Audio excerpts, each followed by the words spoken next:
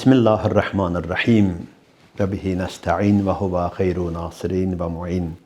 Əziz izləyicilər, mübarək Ramazan ayının 19-cu günündəyik. Gözəl, əzəmətli bir gündür. Gecəsi qədr gecəsi olan bir gündür. Quran nazil olan gecənin bir günüdür.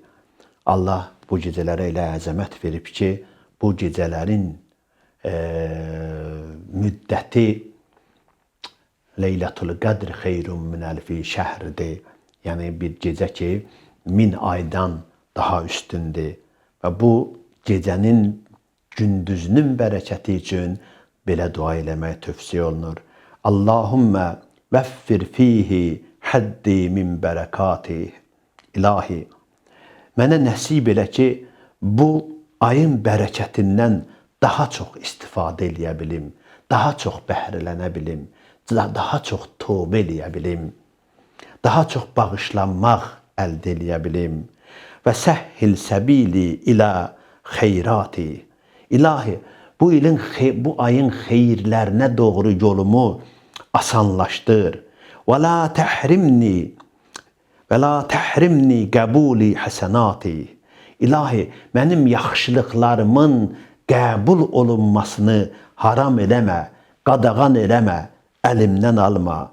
Ya hadiyən iləl xəlqil mubin.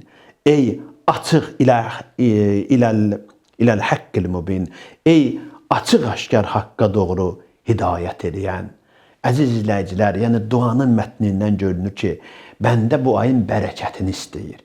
Bu ayın bərəkəti o qədər böyüdür ki, rəvayətlərdə qeyd olunur ki, Peyğəmbər əleyhissalam buyurur ki, Allah təbarəkə və teala hər iftar vaxtı 70 milyon insanı, o insanlar ki, cəhənnəm atəşində yanmağa məhkumdular, haqlarıdır ki, cəhənnəmdə yansınlar, onları azad edir. Hər iftar vaxtı 70 milyon insan azad olur. Və ayın sonunda isə, Ramazan ayının sonunda isə, Ramazan ayı boyu hər iftar vaxtı nə qədər insan azad edilibsə, onların hamısı qədər Ramazan ayının sonunda cəhənnəm atəşinə məhkum olmuş insanları azad edir. Üst-üstə gələndə 2 milyarddan yuxarı insan deməkdir. Deməli, hər Ramazan ayında 2 milyard insanı Allah bağışlayır. Bu ayın bərəkəti budur, əzizlərim. Bu ayın rəhmət ayı olması, yəni budur. Yəni bu ayda bəndə istəyir ki, hidayət olaraq o bağışlanan toplumun arasına daxil ola bilsin. O bağışlanmağa doğru gedən yol bunun üçün asan olsun. Bu ayın bərəkəti bundan məhrum olmasın. Bu ayın xeyir işlərindən məhrum olmasın. O qədər insanlar var ki, bu ayın gözəlliklərindən faydalana bilmir. Əlində milyonu olan insanlar var ki, bir dənə acı doydura bilmir, bir dənə oruca iftar verə bilmir, nəsib olmub. Çünki yolun bağlayıb, bu istək qəlbində yoxdur deyə Allah ona nəsib eləmir. Biz də Allah da onun istəyir ki, Allah bizə bu gözəl yola doğru gedən izi, cığırı üzümüzə aç.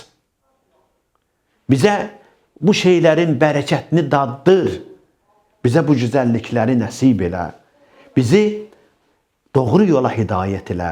Ey hidayət edənlərin ən üstünü. Vəssalamu aleykum və rəhmətullah.